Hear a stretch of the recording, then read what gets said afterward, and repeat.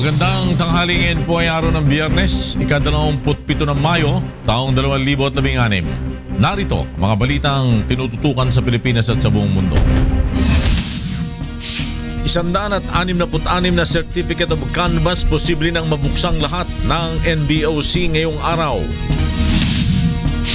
Business outlook sa bansa mas tumaas kumpara sa first quarter ng 2016.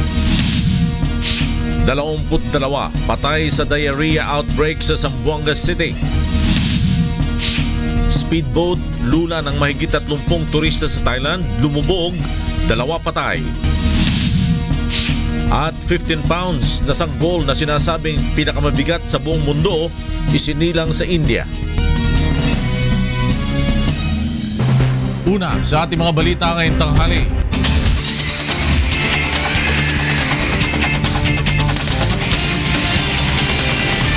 Posibleng mabuksan ng lahat ngayong araw ng National Board of Canvassers ang Certificate of Canvass sa Presidente at Vice Presidente. Mula sa House of Representatives, may report si Grace Casin live. Yes, Grace.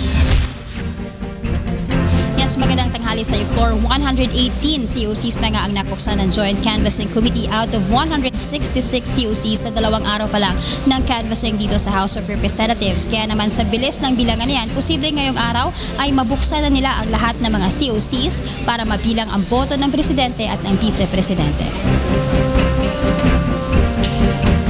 48 COCs ang nabilang ng Joint Canvassing Committee sa 48 COCs na lamang nakatakdang buksan ng Joint Canvassing Committee para mabilang ang lahat ng boto ng Presidente at ng Vice Presidente.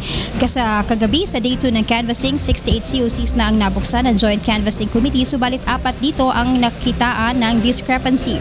Kabilang na rito ang COC mula sa Antique kung saan hindi nagtali ang electronically at physically transmitted COCs nito. Sumunod naman ay ang Iloilo na ayon sa komite ay hindi makita ang manually transmitted COCs. Habang ang Kuwait at Canada naman ay nagkaproblema sa customs clearance ng mga pouches na naglalaman ng COC. Nakatakdang magpaliwanag ngayon sa Joint Canvassing Committee ang Board of Canvassers ng mga nasabing lugar. Base sa National Board of Canvassers partial official count as of May 26, 2016, nangunguna pa rin si Davao City Mayor Rodrigo Duterte na mayroong 15,140,495 votes. Sinusundan nito ni Ma Rojas na may 9,057,359. Si Po ay nakakuha ng 8,608,778. Si Binay, 4,971,584. Santiago, 1,398,278. Habang si Señeres ay may nakuhang 23,630 votes. Sa pagka-Vice Presidente naman ay lumamang ng mahigit 80,000 botos si Senator Bongbong Marcos na nakakuha ng 13.2 million vote laban kay Congresswoman Leni Robredo na may 13,131,333 vote. Si Cayetano ay merong 5,546,631, Escudero 4,639,594, Trillanes 794,814 at si Honasan ay may 695,593. Floor, mamayang alas 2 ng hapon ay magpapatuloy ang pagbibilang ng Joint Canvassing Committee kung saan ito na ang kanilang 3 araw. Aalamin natin mamaya, Floor, kasi kapag isa sa mga COCs na bubuksan nila mamaya ay kinakitaan nila ng discrepancy, ay kailangan base sa rules within 24 hours dapat ay makapagpaliwanag o maipatawag na nila ang mga member o ang head ng mga Board of Canvassers sa nasabing lugar. Floor? Grace Casin nagulat mula sa House of Representatives. Ipinahayag ng NAMFREL na bagamat mas maayos ang katatapos na national at local elections kumpara sa mga nakaraang automated elections, may ilang aspeto pa rin na kailangan isaayos ang COMELEC. Mula sa COMELEC may report si Victor Cusare, live. Yes, Victor. Patay sa inilabas na assessment report ng National Citizens Movement for Free Elections o NAMFREL, Kaugnay sa katatapos na halalan, maituturing na mas may kumpiyansa ang taong bayan at mas napamahala ang mabuti ang halalan ngayong taon kumpara noong 2010 at 2013 automated elections. Ayon sa NAMFEL, isa sa kahangahangang aspeto ng katatapos na halalan ang mataas na voter turnout na umabot sa 81% dito sa Pilipinas at 31% naman sa overseas voting. Bukod dito, mataas din ang transmission rate ng election results na pumalo na sa 96% noong May 12. Kakaunti ang insidente ng election-related violence na umabot lang sa 6 kumpara sa 81 noong 2013. Walang maraming kaso ng ballot rejection at maliit din ang insidente ng discrepancy sa voters receipt. Dito rin ng NAMFEL ang concede ng ilang presidential at vice presidential candidates at ang sabay na pagproklama sa mga nanalong senador at party list groups. Subalit pinuna din ng NAMFEL ang ilang insidente na dapat ay naiwasan sana. Kabilang dito ang misdelivery ng mga balota, ang incomplete at inaccurate na computerized voters list na itinapaskil sa labas ng mga presinto at ang kakulangan sa training ng ilang Board of Election Inspectors na nagresulta sa paiba-ibang implementasyon sa ilang provision sa General Instructions. Dagdag pa ng grupo, bigo din ng COMELEC na mahuli ang mga gumagawa ng paglabag sa election laws gaya ng mga naglalagay ng campaign posters sa mga pinagbabawal na lugar, mga namimigay ng campaign materials malapit sa mga voting center sa araw ng halalan, mga nangangampanya kahit tapos na ang campaign period at ang mga nagsasagawa ng vote buying. Pinansin ng NAMFEL ang mahigit sa 2,000 vote counting machines na nag-malfunction at kung bakit tumigil ang transmission ng election results na 96.69%. Mataas din nila ang kaso ng overvote at undervote. Gusto namang paimbestigahan ng NAMFEL kung bakit hindi nag-materialize ang distribution ng voters' identification sheet bago ang halalan, bagamat may budget na nakalaan para dito at may nanalo ng bidder sa kontrata. Na malalaman sana agad ng mga botante ang kanilang presinto kung naipamahagi ang information sheet. Dor? Victor Cosare nagulat mula sa COMELEC. Hindi hahadlang o hahadlangan ng Senate Minority Group ang legislative agenda ni incoming President Rodrigo Duterte pero magiging metikuloso ang mga ito sa 2017 national budget. Wala sa Pasay, may report si Brian De Paz. Live. Yes, Brian. Yes, Flor, maayos na relasyon naman para sa susunod na administrasyon sa ilalim ni incoming President Rodrigo Duterte ang hangad ng Senate Minority Group.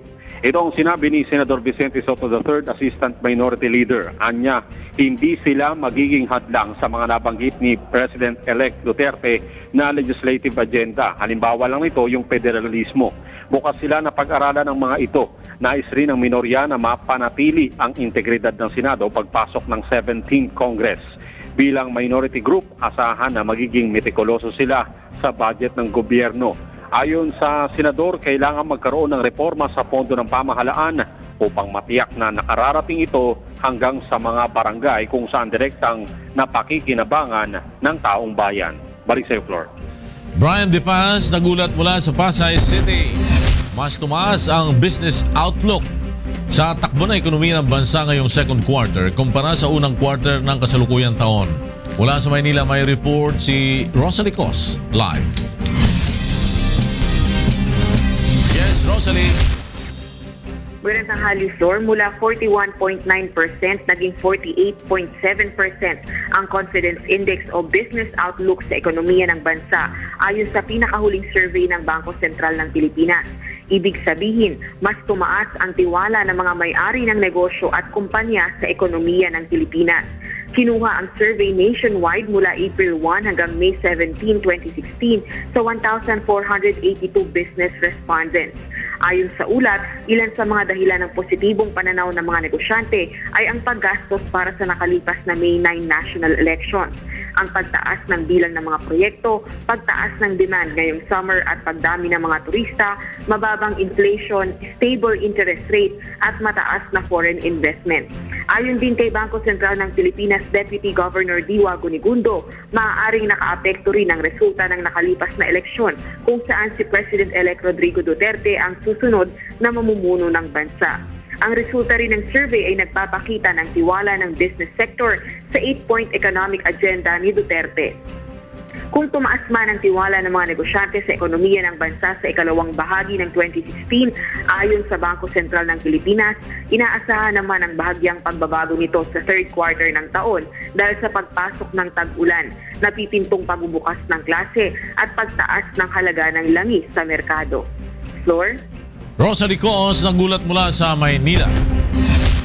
Sa harapan ng tanggapan ng Department of Education sa Pasig, nagpalipas ng magdamag ang mga estudyante at militanteng grupo na humihiling na ipatigil ang implementasyon ng K-12 program. Narito ang report ni Jericho Albano. Alas 8 kagabi nang magsimulang mag-camp out ang ilang militanteng grupo at estudyante mula sa iba't ibang eskwelahan sa Metro Manila sa harapan ng Department of Education National Office sa Meralco Avenue sa lungsod ng Pasig. Kani-kaniyang pwesto ang mga ito sa mismong harap ng gate ng DepEd. Bilang pampalipas oras ay nagkantahan ng ilan para sa magdamagang protesta. Panawagan ng mga ito sa pamahalaan na itigil ang pagpapatupad ng K-12 program ng Department of Education ngayong pasukan. It's about time na makinig yung gobyerno natin doon sa mga estudyante at kabataan. Lalo't lalo pa, wala namang ibang maapektuhan dito kundi yung mga kabataan. Maramian nilang mga estudyante sa high school ang posibleng tumigil sa pag-aaral dahil hindi nakakayaning ipagpatuloy ang karagdagang mga taon sa high school. 700,000 to 1 million na kabataan o grade 10 yung magda-drop out sa high school dahil lamang doon sa first year ng implementation ng K-12. Nanawagan din ng mga ito kay incoming President Rodrigo Duterte na ipatigil ang implementasyon ng K-12 na anilay una nang nagpahayag ng pagtutol sa programa. Pagkatapos ng isinasagawang camp out, isusunod nila ang planong pagsasagawa ng malawakang walkout sa klase sa pasukan sa June 13. Magdamag namang binantayan ng mga tauhan ng Pasig Police ang naturang aktibidad upang mapanatili ang katiwasayan sa lugar. Jericho Albano, UNTV News Worldwide. Hiniling ni Senador Jingo Estrada sa Sandigan Bayan na payagan siyang makadulo sa birthday celebration ng kanyang ina sa Hunyo. Mula sa Sandigan Bayan, may report si Joyce Balancio live. Yes, Joyce. Magandang tanghali sa iyo, Lakay. Nais nga ni Senator Jingo Estrada na makadalo sa selebrasyon na ika-84 na kaarawan ng kanyang ina na si Loy Ejercito sa darating na Hunyo. Sa misyon na inihain ni Estrada, humihingi ito sa Sandigan Bayan 5th Division na payagan siya makalabas ng PNP Custodial Center mula alas 8 ng gabi hanggang alas 12 ng hating gabi sa June 4. Ayon sa Senador, nais na makasama ang pamilya sa Thanksgiving dinner at misa sa Mandaluyong sa araw na iyon.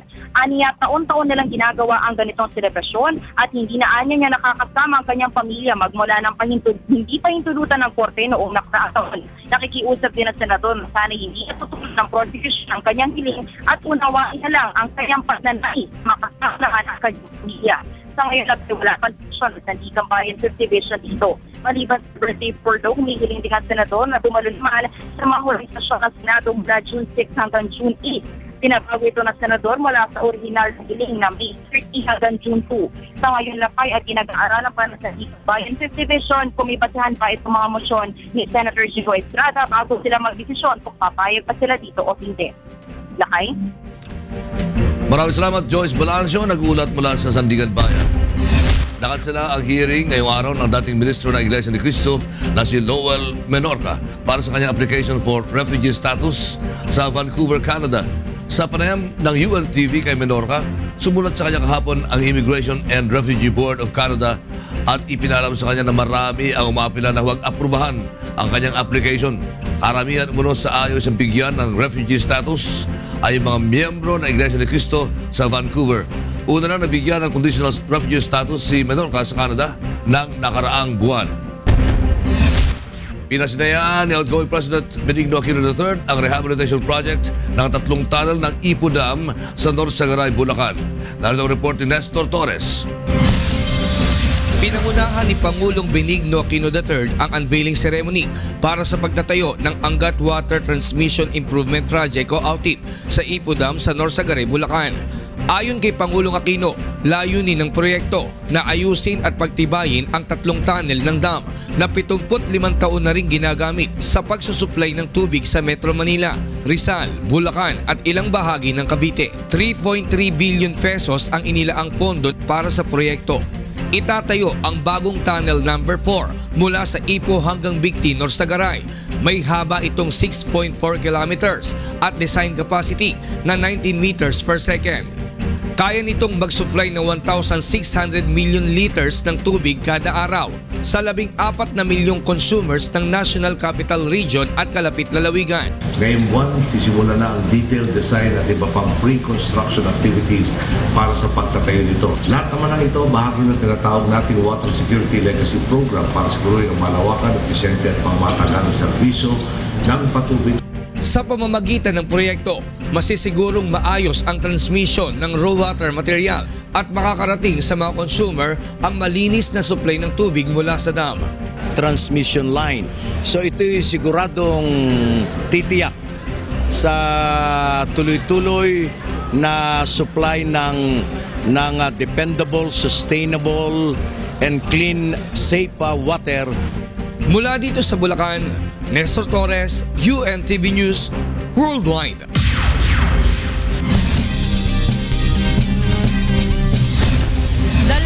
Dalawa na ang iniulat na nasawi sa Zamboanga City dahil sa diarrhea outbreak. At mula sa Zamboanga City, may report si Dante Amento live.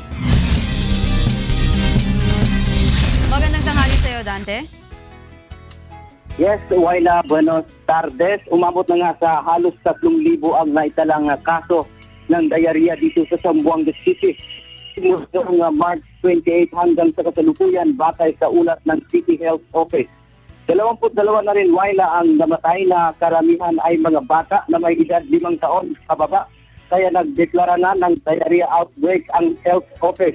Kabilang sa may mga matataas na kaso ng diarrhea ay ang barangay ng Kalarian na may 166 cases, sinundan ng Sesua na may 164, Santa Catalina, San Roque, Tumaga, Talon-Talon, Mampang, Tugbungan, Santa Maria at Diwan. Ayon sa DOH, posibleng sanhi nito ay ang kawalan ng malinis na tubig o malinis source ng tubig dahil sa epekto ng El Nino phenomenon.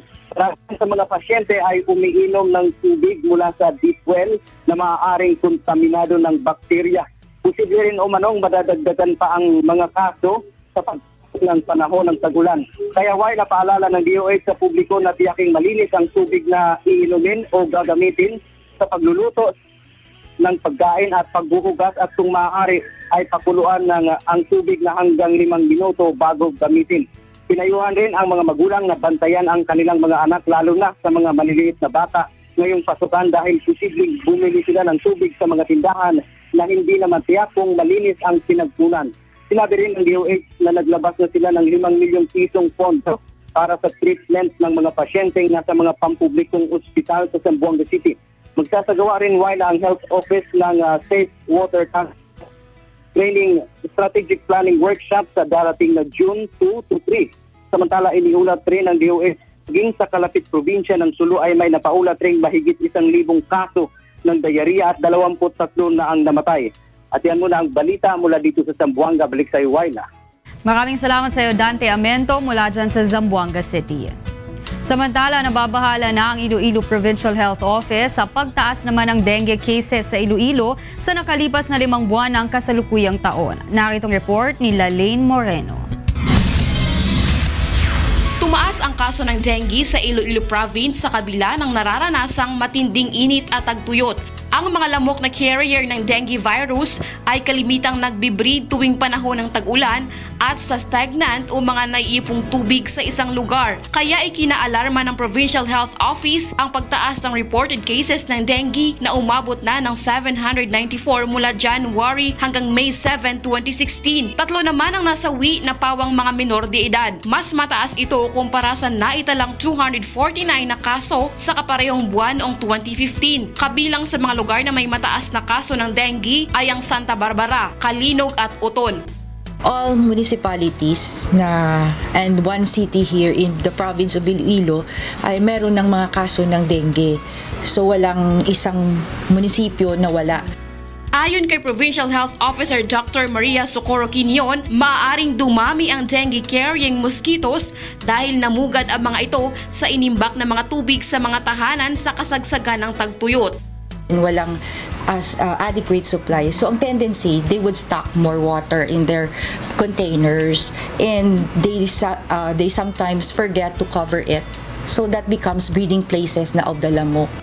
Posibleng tumaas pa sa mga susunod na buwan ang kaso ng dengue dahil umiiral na sa bansa ang panahon ng tag-ulan. Bilang tugon, inilunsad ng Health Office ang anti-dengue action sa mga barangay at ipinatupad ang 4S o ang Search and Destroy, Seeking Early Treatment, Self-Protection Measures at Say Yes to Fogging. Isinusulong rin ang mas maigting na anti-dengue drive sa mga paaralan lalo't magbubukas na naman ang pasukan sa Hunyo. Mula dito sa Iloilo, Lalaine Moreno, UNTV News, Worldwide.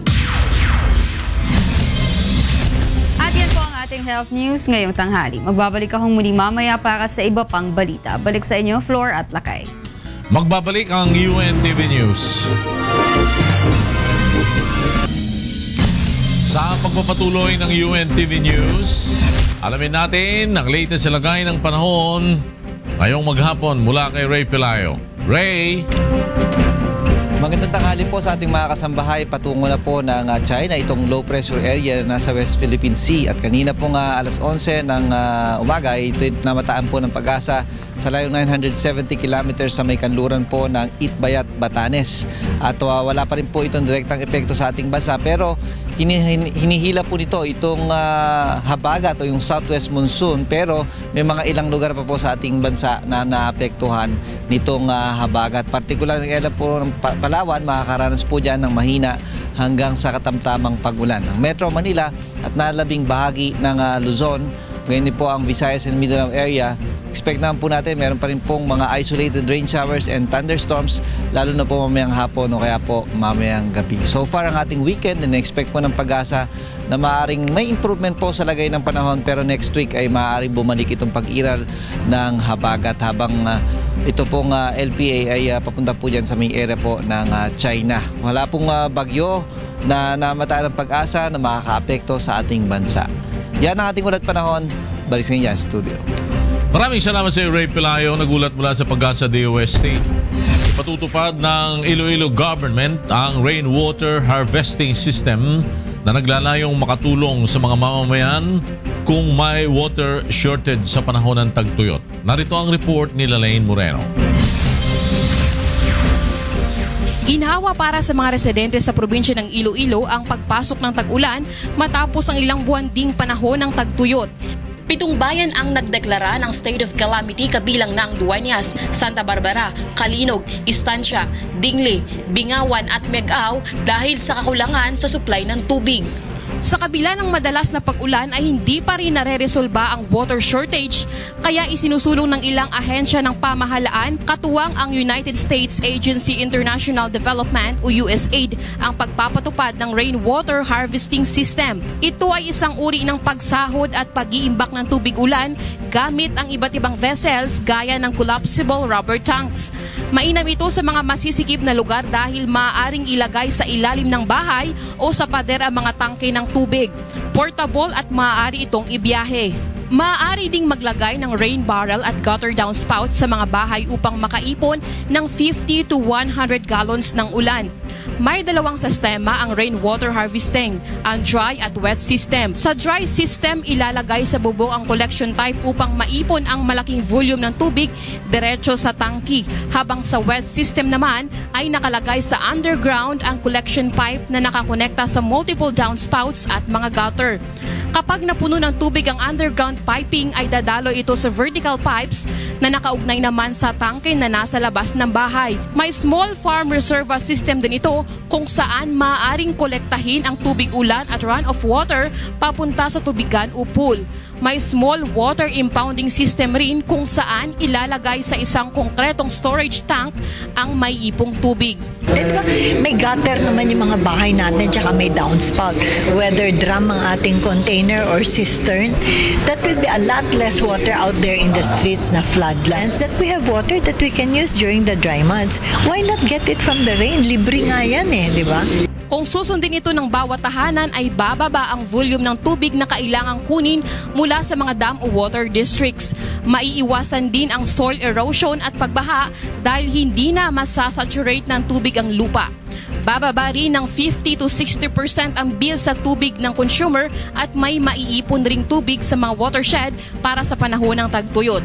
Paalala naman nila sa mga gagamit ng rainwater harvesting system na linisin ang kanilang mga bubong, tubo at imbakan ng tubig at idaan rin sa filtering process ang maiipong supply upang matiyak na ligtas itong inumin. Umaasa naman ang Department of Agriculture na makatutulong ang sistema sa agrikultura, lalo't isa ang Iloilo sa top food producers ng bansa at itinuturing na food basket and rice granary ng Western Visayas. The province being an agricultural country, or rather an agricultural province of the country, atong agricultural kinahanglan sa tubig. But we need to now to reconcile kung paano nato ma-maximize it. Kaya oftentimes, kung damo ganing resource, it is just wasted.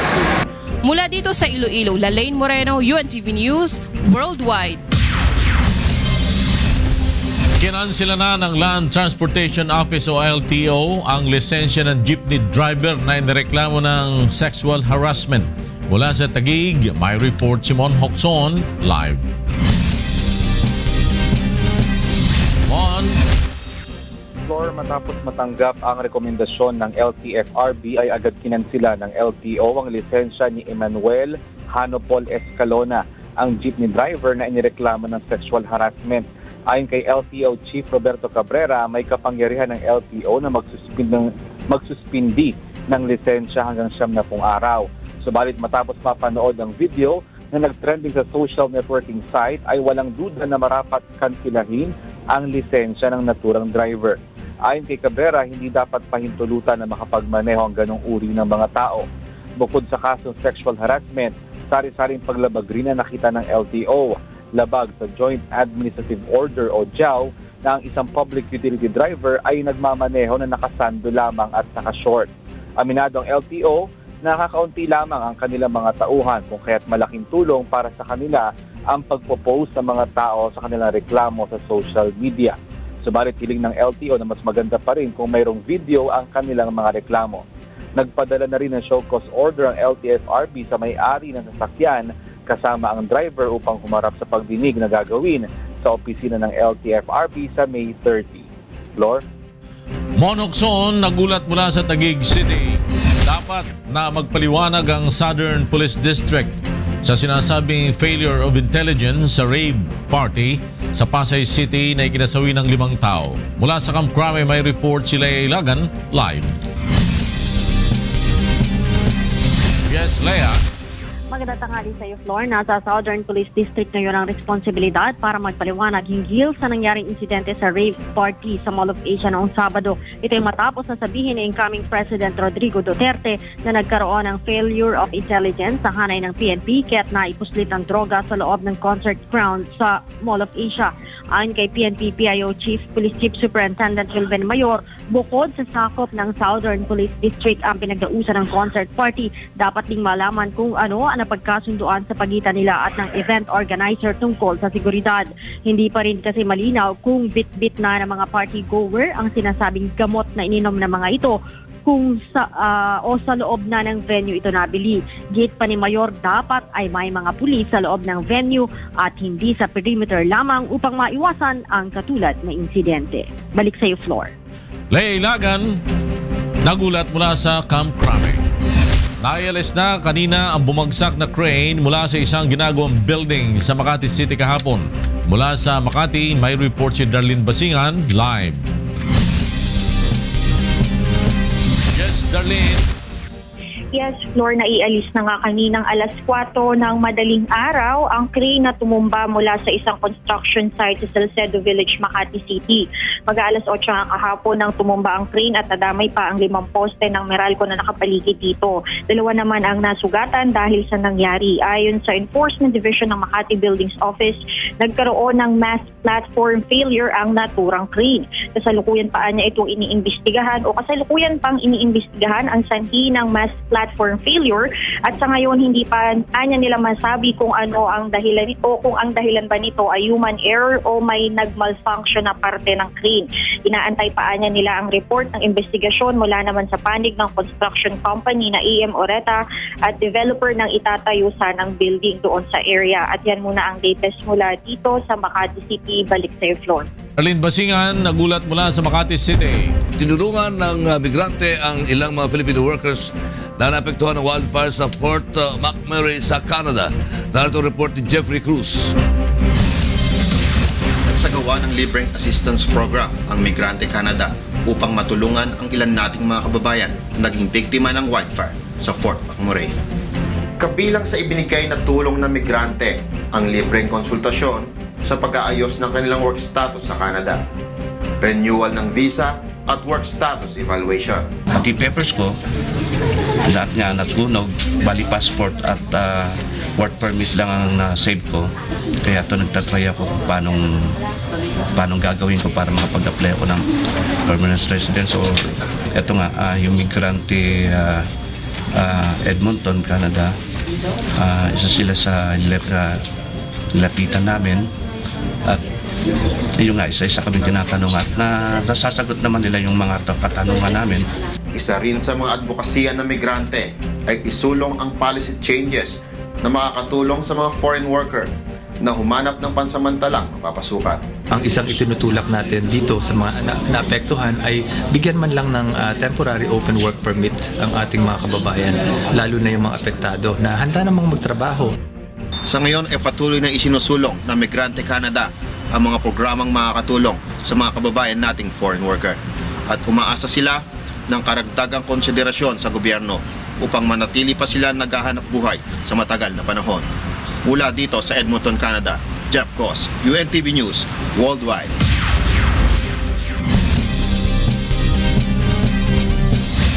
Na-recover na ng mga rescuer ang labi ng Dutch climber na namatay sa Mount Everest noong nakaraang linggo.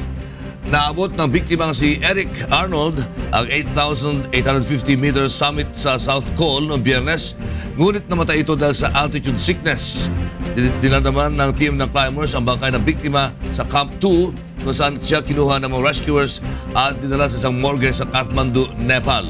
Sa ngayon ay patuloy pang pinaghanap ang dalawang climbers na Australian at Indian nationals na nawawala. Maluwalhati na isilang na isang 19 anyos na ina ang babaeng sanggol na tinawag na world's heaviest female baby. Tumitimbang ang sanggol ng 15 pounds o katumbas ng halos 7 kilo. Isinilang ni Nandini ang heaviest female baby in the world sa isang government hospital sa pamamagitan ng cesarean section. Ang normal na bigat ng bagong panganak na sanggol ay nasa 7.5 pounds lamang. Sa ngayon ay nasa neonatal intensive care unit pang sanggol at minomonitor ng mga doktor.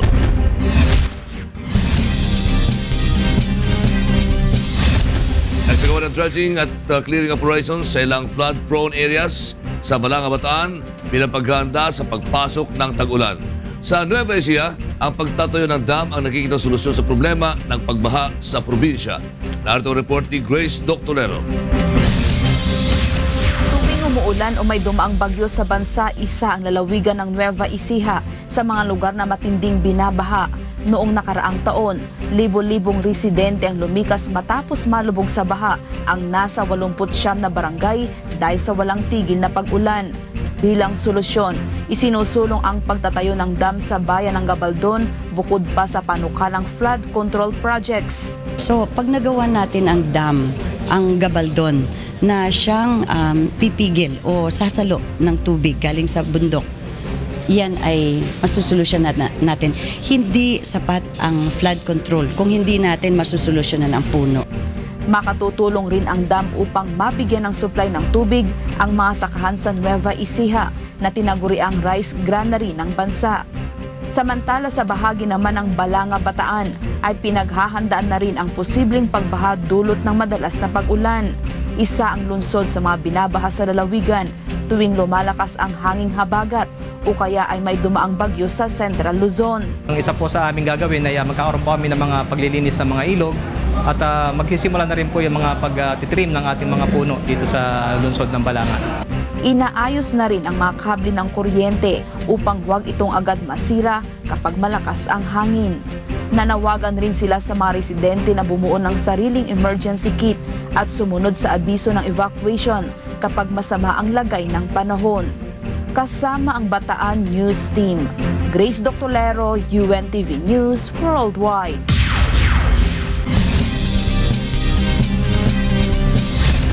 Tatlo ang nasa unahan ng BMW PGA Tour Championship matapos ang unang round kahapon. Ang mga ito ay sina Scott Hand ng Australia, South Korean Yang Yong-yoon at Dutchman Joost Luiten. Pare-pareho silang nakatapos sa first round na may 7 under par. Si US Masters champion Danny Willett na unang sali lamang sa BMW PGA Tour sa Wentworth ay nasa pangalawang pwesto. 4 under par 68 naman tinapos ng two-time Wentworth champion Luke Donald ang first round kasama ang 7 iba pang golfer. At yan po ang ating sports news ngayong tanghali. Ako po si Wyla Soriano. Happy weekend sa inyo, Flor at Lakay. Maraming salamat sa iyo, Wyla. At yan ang kabuuan ng ating balitaan sa ngalan ni Kuya Daniel Razon ng UNTV News and Public Affairs. Ako si Flor Perez. Ako naman si Rolly Lakay Gonzalo. May pangyayari bawat minuto at may balita bawat segundo. UNTV News, magandang tanghali at happy weekend!